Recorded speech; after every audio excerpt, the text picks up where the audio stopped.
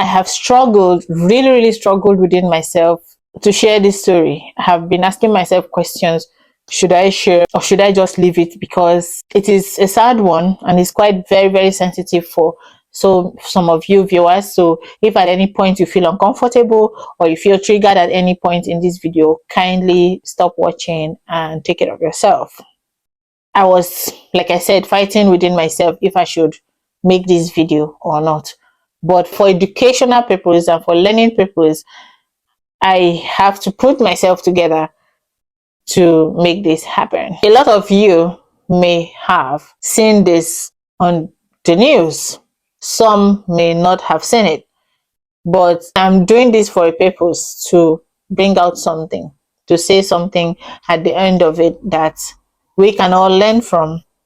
And it's coming from a place of love and care and concern. Today's video is about a woman, a beautiful carer, a Kenyan woman, Irene Mbogwa, who tragically passed away at a patient's house in Birmingham, or a client, however they are called, for home carers. This woman's life was taken away by the same person she cared for. As sad as this sounds, yes, she had only been in the UK for about 2 years or thereabout. I think she came into the UK in 2023, and she's a single mom, or she was a single mom. She was able to bring one of her child after she came in, and just before this tragedy occurred, she was able to bring the rest of her kids to the UK.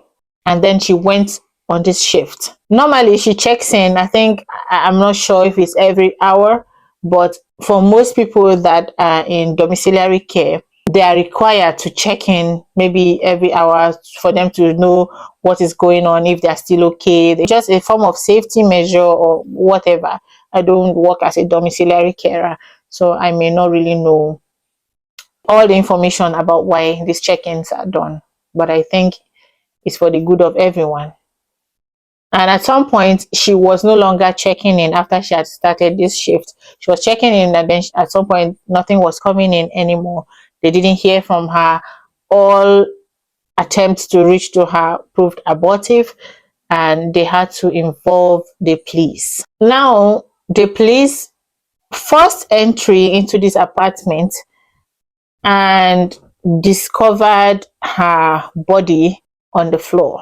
A post-mortem revealed that she passed as a result of serious head and face injuries. How sad can this be? How I'm really struggling. I don't know. I'm really struggling to say this in the best possible way. How sad can this be that the same person you're caring for, the same person turns on you and takes your precious life away? Your kids have just reunited with you in the UK. You've not even had any moment with them.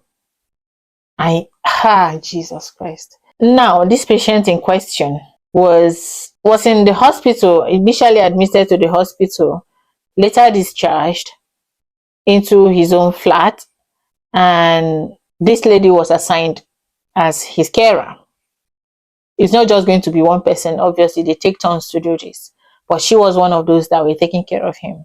Although the police has arrested him and remanded him in prison, but if you're being honest with yourself, what can really happen after this? He is unwell.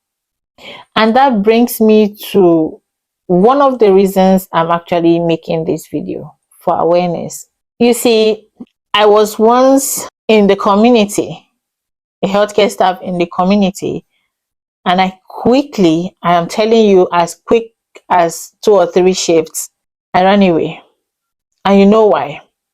Sometimes you go into the client's house and you don't have a proper handover. No, you don't. You're relying on the patient to show you where the books are. There's no information about it. What time do you have to read about this patient? On a normal day, you should know about the patient you're going to take care of before you go to the house. There should be a proper risk assessment that is done. What is this person's history? Is one person able to manage this patient alone, especially patients with history of mental illness? Is one person enough to manage this patient? What is the recent evaluation like? Are females or males safe around him or her? My question now is, was this woman aware of the risks she was being put in? Was she given all of this information in hand? Did the agency go out of their way? If it's an agency, if it's a care home, I don't know who they are. Did they go out of their way to actually check if this shift was safe for this woman by herself? Now, what I'm not clear is if it was a night shift or if it was a day shift, because the police found her at 1 a.m., about 1 a.m. in the morning. How sad can that be? Someone that is caring for others being taken by the same person he's caring for. My goodness gracious God. Initially, when the story was circulating on Facebook and everywhere, I felt that the impression I was getting was that her life was taken away in her own house. But when I got into the papers, I got clarification that she was actually in the patient's house. So I started thinking, could she have given out information of her address unknowingly? Has she said something that would give away her location? Why would the patient follow her home? Was the patient discharged? And all of those questions in my head.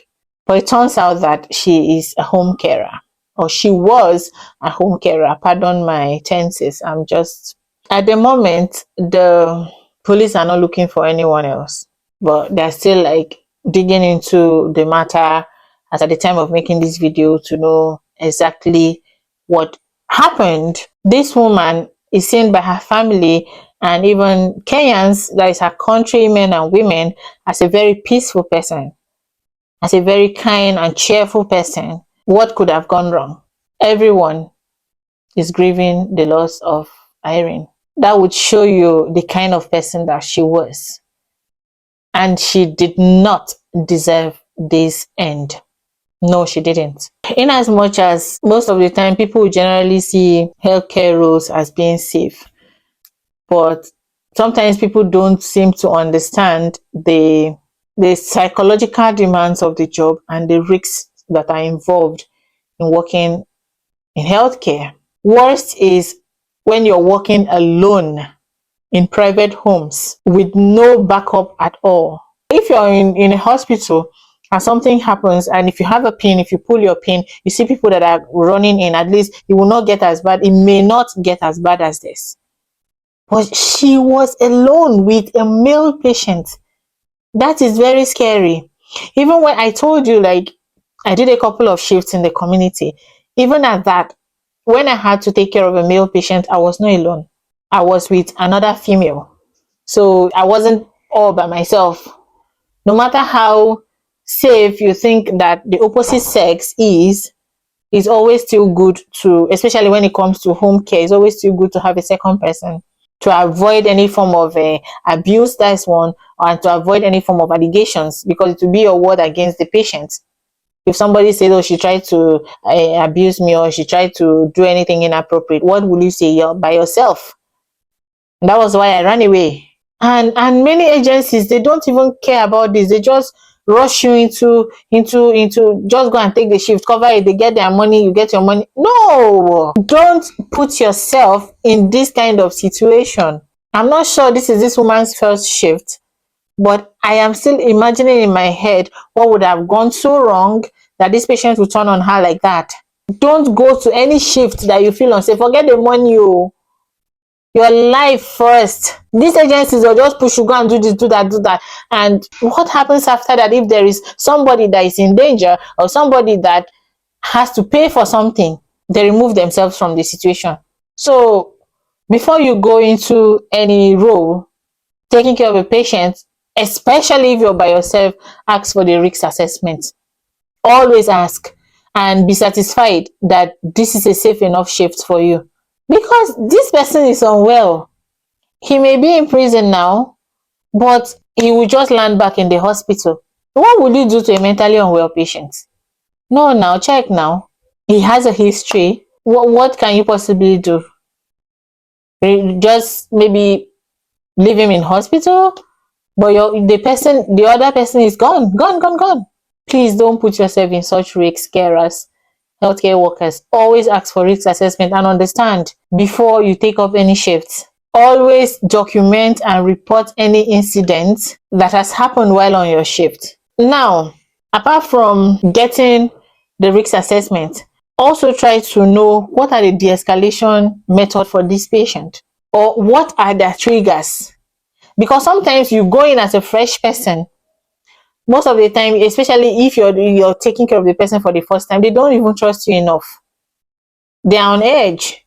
They don't know you enough. They can't trust you that well. So you really have to prove yourself over time before they can easily settle down when you're there. Know what triggers them. Get to know how you can de-escalate a situation quickly. It's not easy, I know. To report anything that's gone wrong and document, because what is not written down is not done. You cannot say I did something and there's no written evidence that you actually did it. The third takeaway from this is for you to know your right. You have the right to refuse unsafe work, even as a visa holder, because agencies are required by law to keep you safe. But before they keep you safe, keep yourself safe. Nobody can take care of you more than you. Build a support network, join unions, just get support from people that are working in similar roles as yourself. Try to know filter information that is given to you, and don't work in isolation, because you always almost get information from people that have been there before on how to go about certain things, or how to reduce certain kind of risks to yourself or the patient or something. This lady's life should never have ended this way. She only came here to work. She came for a better life. And there is nothing wrong with seeking a better life. Her life should never, ever, ever have ended that way. It's really sad. Her death should never go unnoticed. Let it be a reminder to all of us that care role is vital, and these care workers or healthcare workers are human beings deserving of safety and dignity. To her family and to her children and everyone who cares deeply about Irene, I offer my deepest condolences. And to all caregivers around the world, your safety matters. Speak up and don't ever suffer in silence. There's plenty of support for you, and it's just for you to know where to go. Always speak up, know your rights, know what you're doing, and do the right thing for you, for everyone, for wherever you're working, but still keep yourself safe. May God rest her soul and the souls of all the faithful departed. Amen. I'll see you in my next video. Bye.